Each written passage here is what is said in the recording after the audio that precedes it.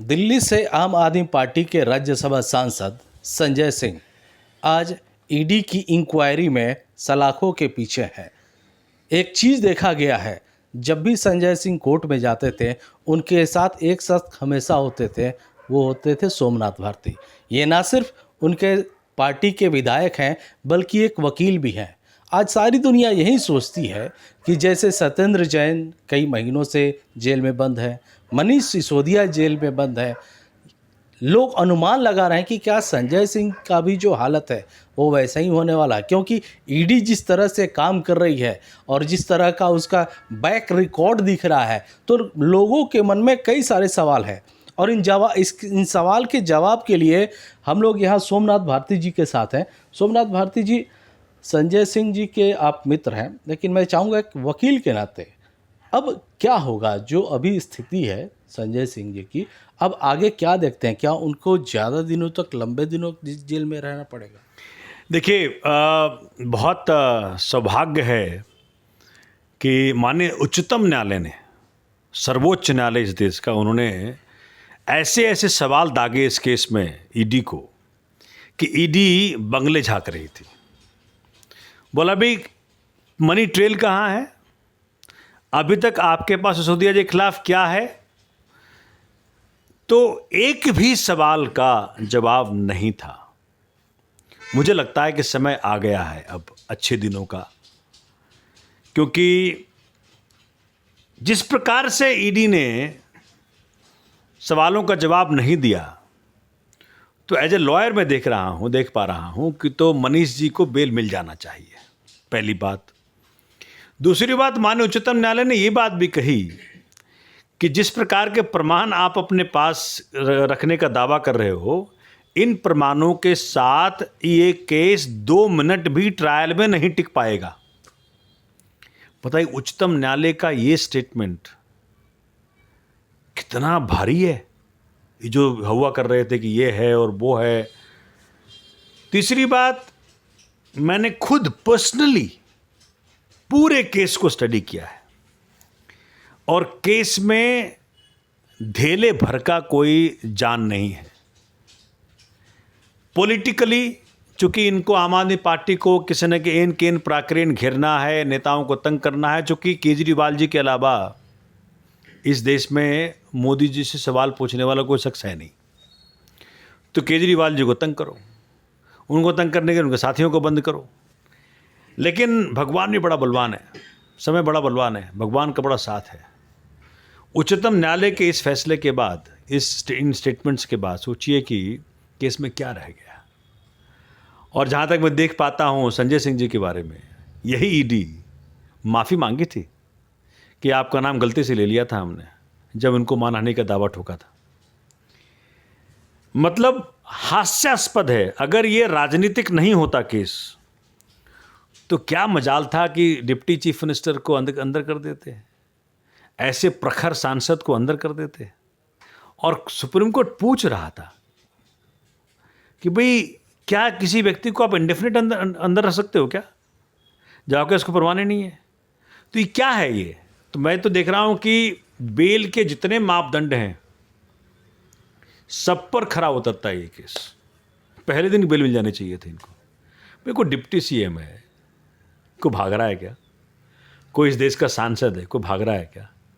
आप कर क्या रहे हो? आपके पास ईडी, आपके पास सीबीआई, आपके पास सब कुछ है, तो आप क्रिएट करिए ना केस फिर भी क्रिएट नहीं कर पाए।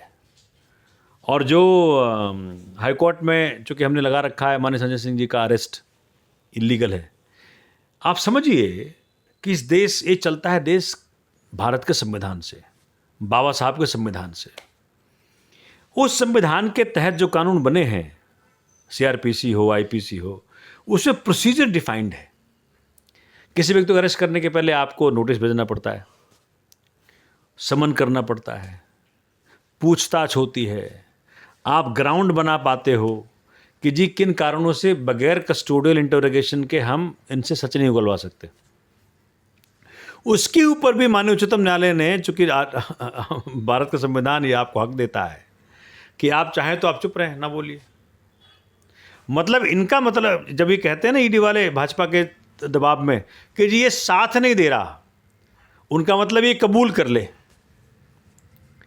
ये अगर 2 लाइन में समझाऊं ये केस आपको, तो केस ये है कि 4 आदमियों को पकड़ लो, एक का कान का पर्दा फाड़ दो, दांत तोड़ दो, पैर तोड़ दो, परिवार को लेकर धमकी दो और बोलो सुन तू संजय सिंह का नाम ले ले, नहीं तो तुम्हारे खिलाफ हम ऐसा काम करेंगे तो ताउम्र अंदर रहेगा। जो दिनेश अरोड़ा, जो अमित अरोड़ा के स्टेटमेंट्स की वही तो सुप्रीम कोर्ट ने कहा भाई आपके पास दिनेश अरोड़ा के स्टेटमेंट के अलावा कुछ है? बोला नहीं है। बोला जी एक नोट था, वो नोट फाड़ दिया।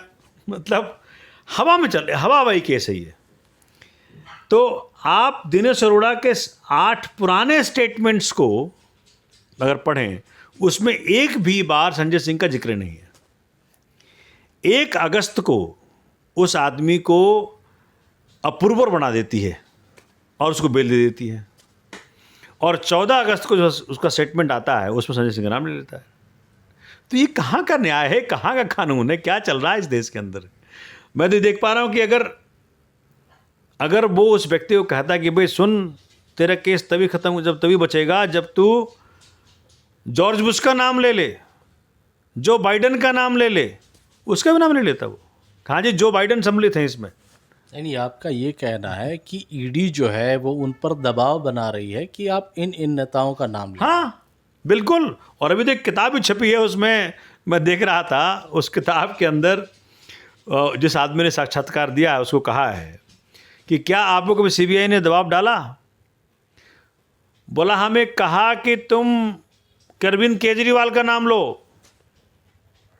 मतलब चल क्या रहा है देश में? एक शख्स जिसने कि इस देश के अंदर आशा जगाई कि स्कूल तुम्हारे अच्छे हो सकते हैं, तुम्हारे बच्चे वकील बन सकते हैं, डॉक्टर बन सकते हैं, आईआईटी जा सकते हैं, आईएम जा सकते हैं। एक शख्स जिसने हेल्थ केयर में इतना रिफॉर्म कर दिया कि आज मतलब हर व्यक्ति ये सपना रखता है कि हमारा इलाज मैक्स में हो जाएगा, फोर्टिस में हो जाएगा, जो कि सरकार सपोर्ट कर रही है। एक शख्स जिसने बिजली पानी में क्रांति ला दी, एक शख्स जिसने वुमेन एम्पावरमेंट में सीसीटीवी के जरिए, फ्री बस राइड के जरिए क्रांति ला दी, उस शख्स को आप इतना तंग कर रहे हैं। उनके साथियों को आपने बंद कर रखा है। क्या मिल गया आपको? आप 25 साल से गुजरात में सीएम थे, आपका शासन चल रहा है 25 साल से। आपके स्कूल कहाँ हैं? आपके अस्पताल कहाँ हैं? आपकी बिजली में रिफॉर्म्स कहाँ हैं? सबसे मतलब मेरा ख्याल है, लगता है कि मुझे सबसे महंगी मिलती होगी गुजरात में बिजली, ठीक है। तो मैं देख रहा हूँ कि एक कसब आया है अब ये उस पड़ाव पर। जैसे अब कल जो है ना ईडी का आर्गूमेंट्स है संजय सिंह के मसले में, हमारे आर्गूमेंट्स खत्म हो गए हैं दिल्ली हाई कोर्ट के अंदर, अब ईडी के आर्गूमेंट्स हैं, हम देखते हैं क्या लाते हैं। भारती जी एक चीज़ जानना चाहूँगा, क्योंकि दिल्ली तक के दर्शकों ने भी, कई दर्शकों ने सवाल पूछा है कि जिस तरह से सत्येंद्र जैन, मनीष सिसोदिया, इनकी जो हालत हुई है, क्या लगता है कि क्योंकि ट्रैक तो वही है, पूछताछ वही है, इंक्वायरी वही है, प्रक्रिया वही है, तो क्या इनके संजय सिंह में भी लंबा वक्त लग सकता है जिस तरह से ईडी क्या है ना? देखिए ये राजनीति आपकी बहाने, आपके भाषा बोले तो जैसे ईडी बहाने बना रही है, इस हिसाब से क्या वो लंबे दिनों तक अब बहुत, चूंकि ये केस बहुत लंबा खिंच गया है। अगर आप दिल्ली के उप मुख्यमंत्री को जेल में 7 महीने से बंद किए हुए हैं और उसके बावजूद आपके पास कोई एविडेंस इकट्ठा नहीं हो पाया है, तो इस देश का न्यायालय भी तो न्याय करेगा।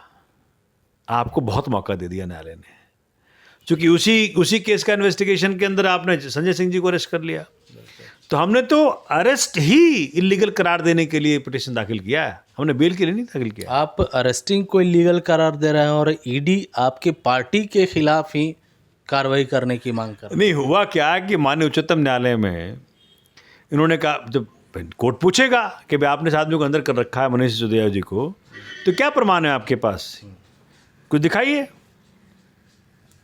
तो कहते जी इनकी पार्टी को फ़ायदा मिला इस स्कैम से, तो बोला कि फ़ायदा मिला पार्टी को और अंदर है मनीष सिसोदिया, ये स्टेटमेंट था।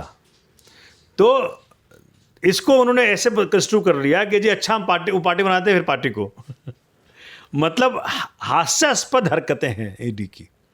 बीजेपी के दबाव में ईडी बन गई है इन्फोर्समेंट डायरेक्टरेट से एंटरटेनमेंट डिपार्टमेंट। मतलब आज अगर कोई मतलब कह सकते हैं कि थोड़ा सा भी स्वाभिमान वाला डायरेक्टर हो ईडी का और रिजाइन कर देगा वो।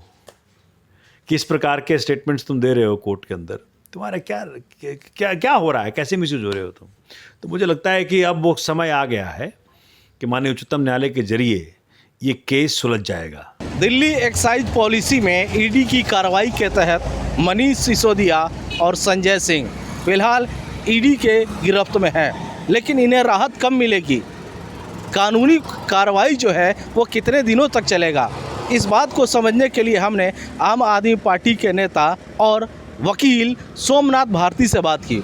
उन्होंने जो हमें बताया इस पूरी प्रक्रिया के बारे में, उनका कहना ये था कि ईडी की जो कार्रवाई थी वो काफ़ी लंबे दिनों तक चली है। उनके जो भी जांच से जो भी दस्तावेजों के उनको वेरीफाई करना था, ये मामला कोर्ट में काफ़ी लंबे दिनों तक चला है और जो सबूत वो दिखा रहे हैं, जो बातें वो कर रहे हैं, वो ट्रायल के दौरान तनिक भर भी टिकने वाला नहीं है। यानी सोमनाथ भारती का ये कहना था कि जब ये मामला कोर्ट में जाएगा और ट्रायल जब होगी तो ईडी के जो आरोप हैं वो चंद दिनों में ही ख़त्म हो जाएंगे। यानी जिस तरह से सुप्रीम कोर्ट भी इस पूरे मामले को लेकर के जो बातें कहती है उसको लेकर के आम आदमी पार्टी के नेता काफ़ी राहत में हैं। बहरहाल सोमनाथ भारती का तो यहाँ तक कहना है कि बहुत ज़्यादा नहीं, चंद दिनों के अंदर ही मनीष सिसोदिया और संजय सिंह दोनों को ही बेल मिलने के आसार हैं। अब देखना यह है कि कोर्ट में जब ये मामला ट्रायल में चलता है और एक बार फिर से जब आम आदमी पार्टी के नेता इन नेताओं का बेल लगाते हैं तो उस पर कोर्ट आगे क्या फैसला लेता है। अमरदीप कुमार, दिल्ली तक।